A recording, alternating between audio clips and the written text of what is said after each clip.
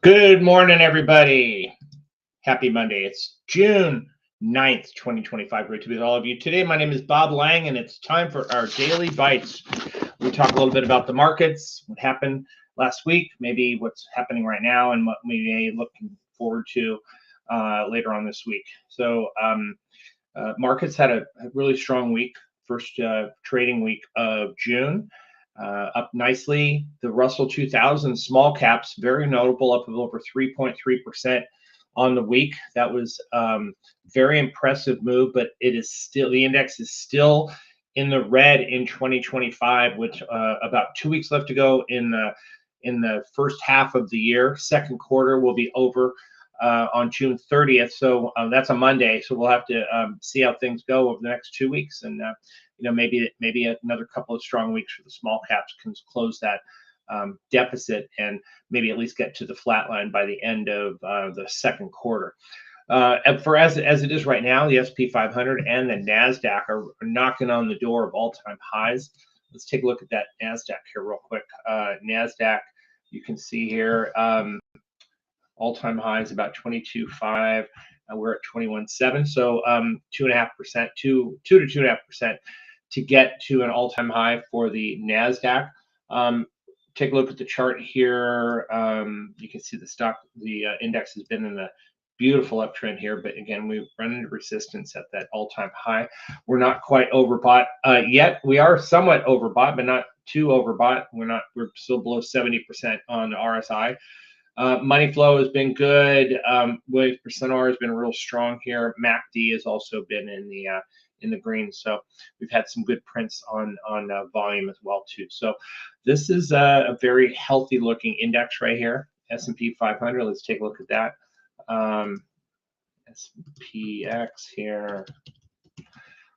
So let's annotate this one as well too. Very similar situation. Nice uptrend here, and again, just below the all-time highs. Let's call it around 61.55 or so. So that's about less than 2% away from an all-time high for the S&P 500. It's been straight up since that low was printed in April, and that's been a big move. It's been over 1,100 points from the lows on April 2nd.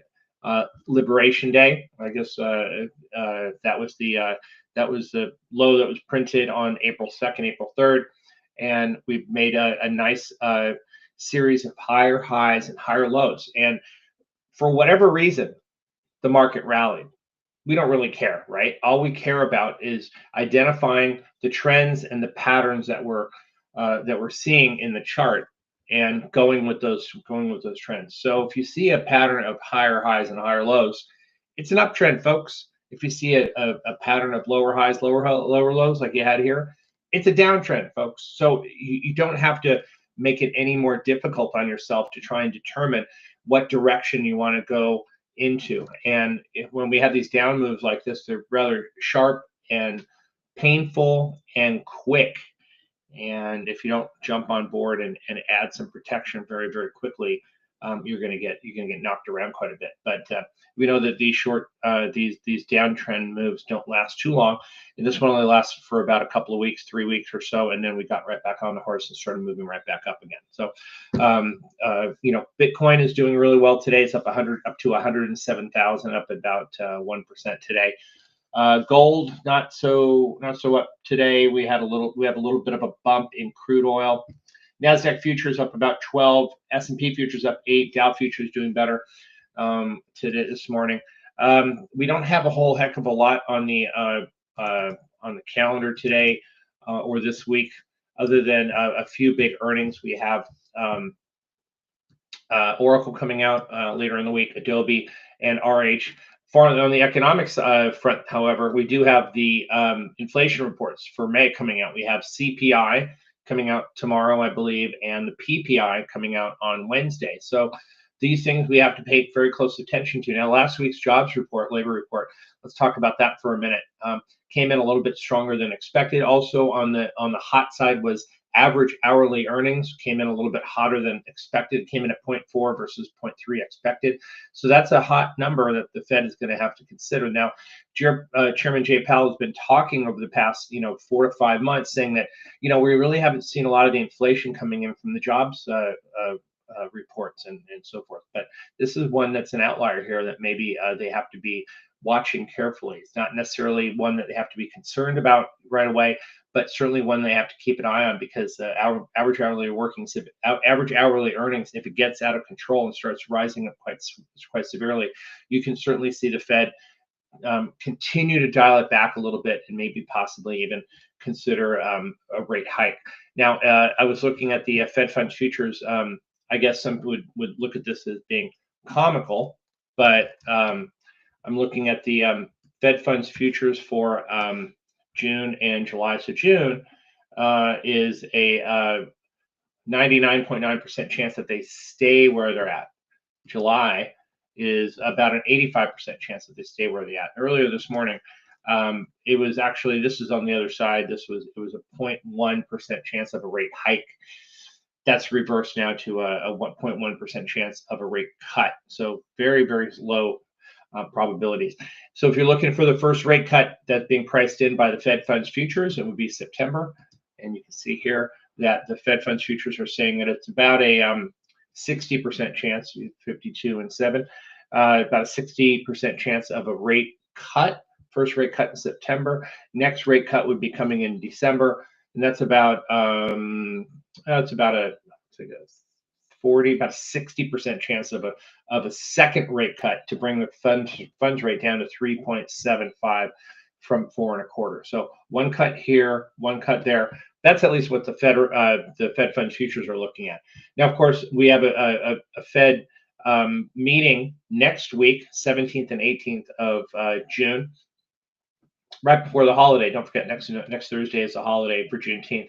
Markets will be closed on that Thursday. But as it is, the Fed meeting next week is going to be one that's going to be very important. We're going to be paying very close attention to this one, because they're going to be putting out those projections for the rest of this year and for the next 6 months and 18 months as well too. Last time they came out and said that they expected 2 rate cuts in 2025, and that one came out in March. We'll see what if that changes this coming meeting. We'll also see if the GDP number changes, because they were a little bit shy about growth. It appears that second quarter is coming in at a fairly robust level, maybe above 3%. And again, I had talked about this about a month or two ago, and saying that first quarter GDP number was somewhat of an anomaly, because it included a lot of a big move in imports. So that is going to probably reverse itself in the second quarter, and so we might get a much more robust number. So if we average those two out the first half, for instance, the GDP now saying that we're coming in at about 3.6%. They came in with a prediction of like minus 1.6, and we came in at minus 0.2. We average those two out. Let's say we come in, say 3% in the second quarter. Average those two out. That means we're growing at about 1.5, 1.6%. It's a little bit below trend, but it's growth nonetheless. And the worry the Fed has right now is that tariffs are going to cause an increase in inflation down the road here. And those concerns are certainly warranted right now, and they have to dial it back and be a little bit more cautious at this point in time. Trying to stimulate the economy more and by cutting interest rates is just not good policy. So I've been predicting for months now that the Fed won't be cutting rates in 2025. We'll see what happens. I know the Fed funds futures don't agree with me, as you see there, but we'll see what happens by the end of the year. So I think that do not be surprised if the committee does not cut rates in 2025. We've been paying attention to a lot of technology names in the trading room and in the service and so forth. Been watching NVDA. That's been pretty strong. I think NVIDIA's got a chance to get up to 150. The stock's been very, very strong since the earnings report came out a couple of weeks ago. Let's take a look at the NVIDIA chart here for a minute, and you can see what I'm talking about. Let's see. Let me spread that out here for you. Yeah, so we're above this level in February, and 143, 144. Stay above that level. I think we're going to make a run up towards those old highs back in January, about 152 to 153. So it's one to take a look at. I know a lot of people like to trade NVIDIA, like to get on board. It's about the timing, about trying to get there when the momentum is starting to surge with that stock, right? And I think that momentum is going to start getting heated over the next couple of weeks. And I think there's a lot of people who want to be in the stock by the end of the quarter. So you're going to see a lot of that buying coming on before June 30th. What else have we been looking at here? Marvell was another name that had a great week last week on Friday. Up real nicely and pushing up towards 70, gets above $70 and holds it there for a couple of days. That'll be a good stock to take a look at. Broadcom had earnings last week.